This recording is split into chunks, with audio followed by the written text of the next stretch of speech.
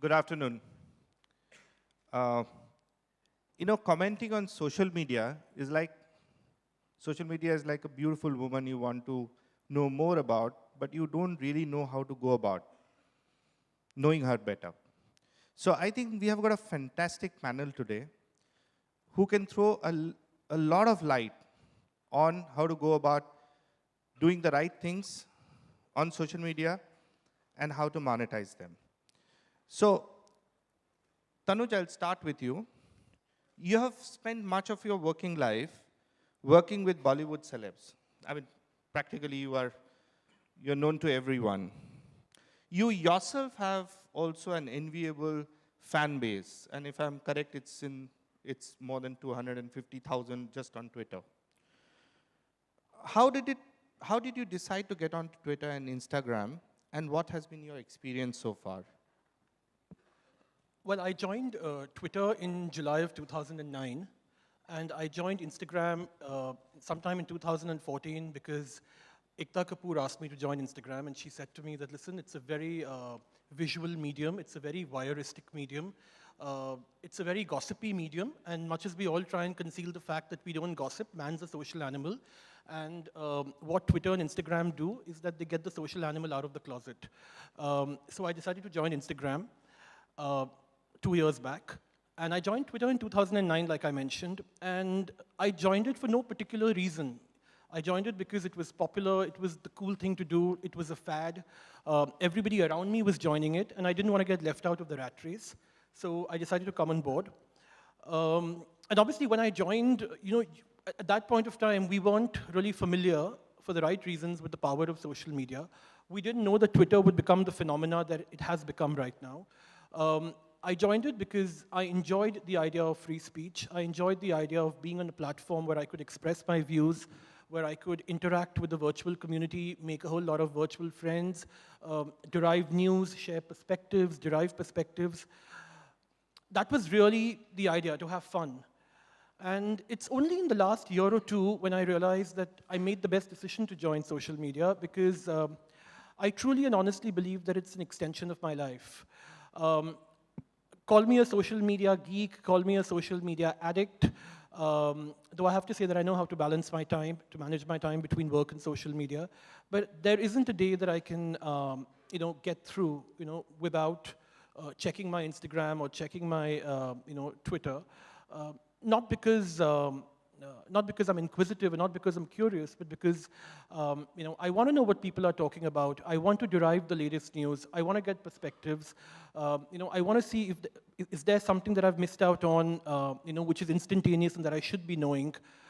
What is the sort of feedback that I've derived from my followers for something that I've tweeted, be it controversial or non-controversial? So I think Twitter is really a great friend. Instagram, of course, is great fun for different reasons. But I think Twitter is a great friend, to have when you're bored. It's a great friend to have when you want to reconfirm something. It's a great friend to have when you're looking for a bouncing board, when you're looking for perspectives. And I think it's, despite all the criticism that we level against social media, I think it's been an extremely enriching and rewarding experience. So I follow you on social media, and I find your posts very interesting for two counts. One is you express yourself on pretty much anything and everything which is happening around us. At the same time, you pick out some passion points, like you write a lot on aviation. So is it a natural extension of your love for aviation, or you felt that there is a strong need of giving something which others are not giving in that space and create a mark of your own? So what is your strategy? Of course this is all subjective, but what a lot of you may have seen is if an investment banker is on social media, he's essentially tweeting about his industry. If a film journalist is on social media, he or she is essentially breaking film-related news or talking box office numbers. That's something I wanted to consciously steer away from, just because I'm in the film industry and I've been in the industry for 15 years, producing films, dealing with celebrities day in and day out. I was absolutely clear that I didn't want my social media account to become, just a series of selfies and photographs with celebrities, or talking about the dinners that I've had with them, or talking about, the late night drinking sessions with them, because that's great, mind you, in terms of amassing a fan following, because, the kind of retweets and the kind of likes and the kind of views that you get, when you're with a celebrity is infinitely more, than what you get for a cerebral tweet, which is really quite unfortunate. But like Mitrajit said, I think for me, my social media account really is an extension of who I am and my personality. And despite being a person who's hardwired into the film and television industry, I was clear that I should, tweet about a diverse range of subjects. Anything that excites me, anything that comes to my mind, anything that upsets me, anything that concerns me, anything that I'd like to express a view on, whether politically correct or incorrect, should be allowed, for me to post.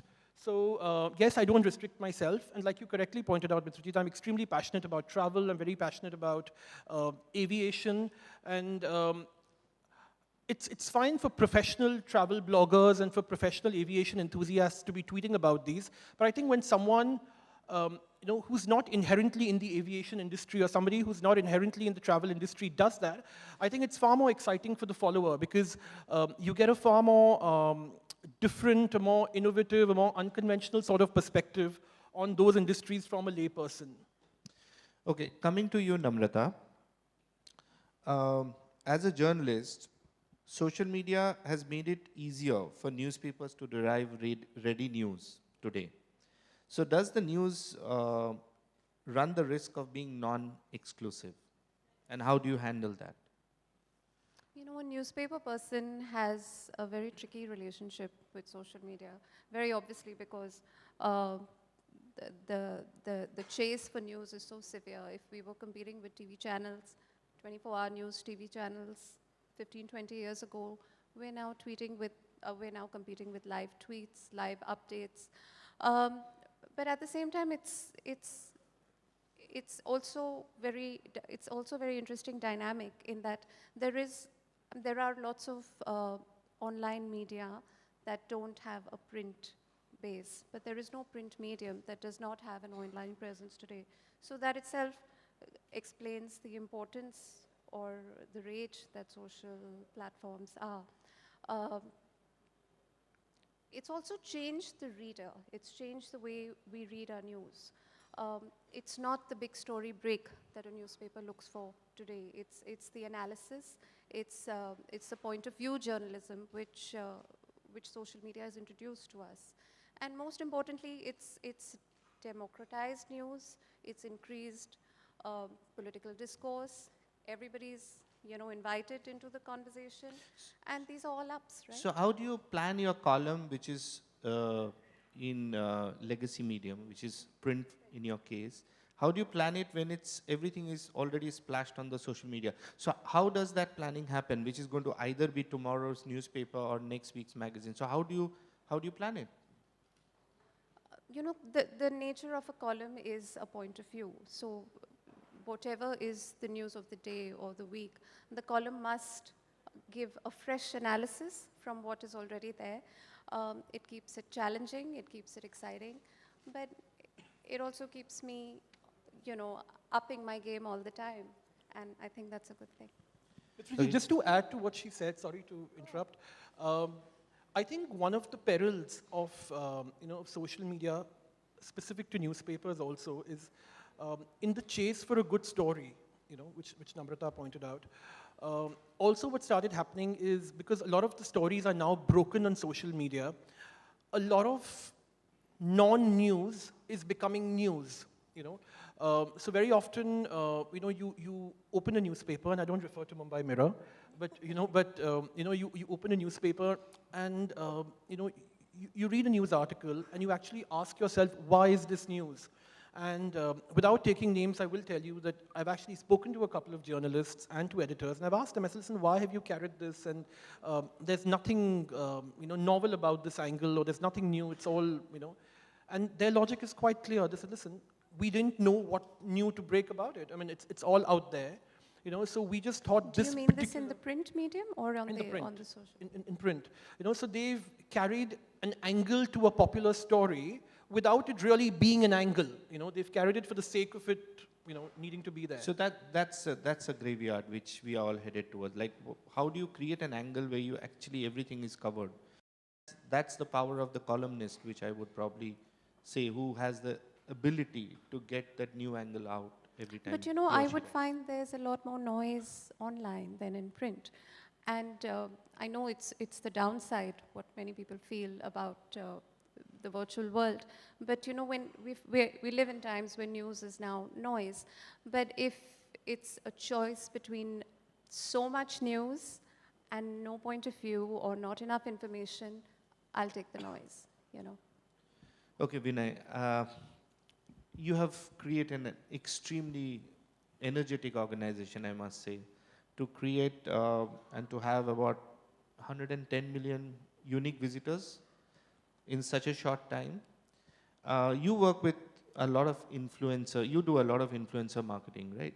So how does this work for you, for the platform, and what has been the main reason for your success, which if you can share with us?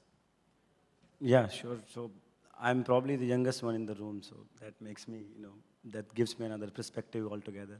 So I would like to carry a point from their conversation, and then, so I don't know how many of you will say it and accept it, or have the courage to at least accept it, but we all have to agree and that digital is real. It's not a conversation at all anymore.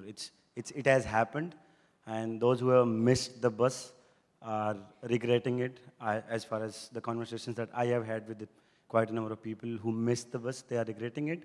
And if you are going to be one of them, you are probably regretting it now, or maybe you'll regret it after everybody has regretted it already.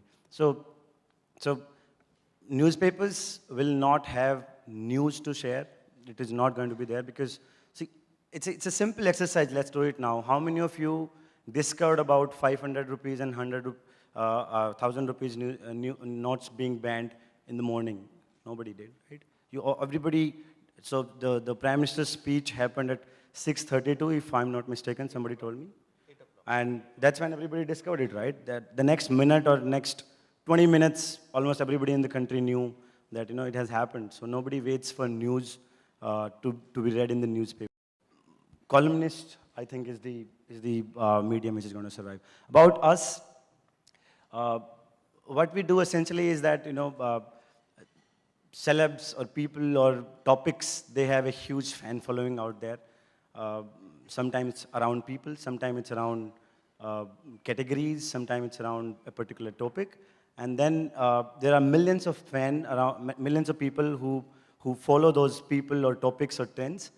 And they are on the social media. What we wanted to do was we wanted to think of the next level thing, where we wanted to make sure that once somebody puts their hard work and blood and sweat into building those communities, those fan followings, what if there was a way somebody could help them monetize those communities? So that's where the whole idea of platform that we have built today, which is an influencers network, where if you have an audience around a topic, basically it's about having a community on digital. That it could be in any form. It could be a Facebook page, it could be a Twitter profile, it could be, even for that matter, a mobile app around any topic where you have a huge number of downloads, which have affinity towards a particular type of content.